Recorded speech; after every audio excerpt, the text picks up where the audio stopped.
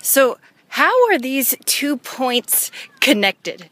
Whether we trust and believe God and we are consistent and bulletproof with our attitude and our mindset on the big things is very much connected to, can we keep our commitment and do what we say we're going to do on the little things?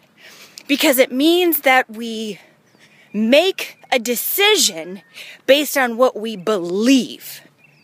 And then we honor that decision and we manage that decision and we manage our actions and our behaviors around that decision in spite of our emotion, in spite of how we feel about it in the moment, in spite of the obstacles and the trials and the barriers that pop up and threaten to stand in our way along the way.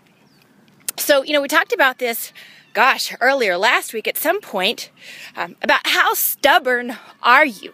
Okay, stubborn can be a good thing and a bad thing, but in this way, it's a good thing. Are you stubborn enough not to settle for mediocrity? Are you stubborn enough to hold on to and to do what you say you're really going to do?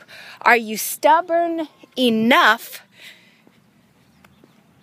not to settle for anything less than full out excellence in your life? So let me just give you a little bitty example, okay? So I keep telling myself, yes, I'm going to stick with it. Yes, I'm going to keep my commitments. Yes, I'm going to keep my my word and honor my word, not to other people, because that's usually not where we struggle. Where we struggle is keeping our word and honoring our commitments to ourselves, yes?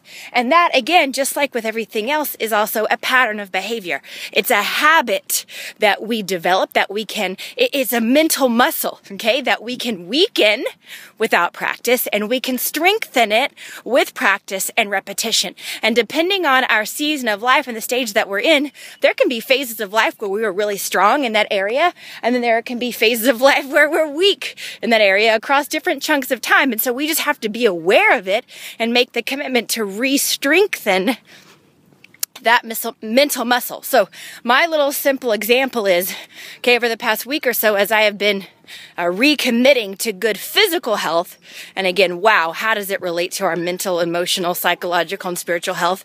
I mean, they're all connected, okay? But in this one area of physical health, one thing after another has come up. And I mean, for 6 months, I've been telling myself I was going to get back on this. Okay. And, then we would travel around the world, or then, I was working on some really big deadlines, or then I got so sick I could barely get out of bed. Then I came back and was dealing with, jet lag, across, 17 different time zones, and then, and the list continues. And so long as we allow the list or our situation or life to interfere, so long as we allow it, it will continue to show up.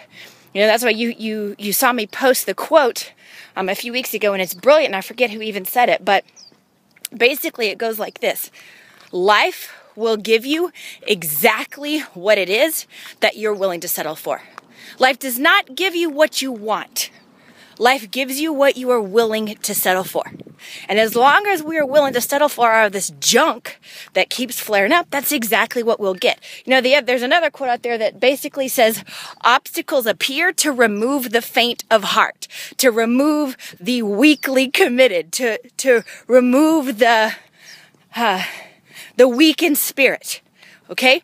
So, all week, I've said, here we go. I am not going to waver. And every day, of course, something else has popped up every single day, whether it's been a threat to interfere with my sleep and a threat to interfere with my good health. My clean eating, a threat to interfere with my daily exercise, okay? Even last night, as I'm literally saying, oh man, this is a brand new week. I'm so proud of myself. Isn't this going great? Yay, pat on the back. Woohoo, this is going to be so easy.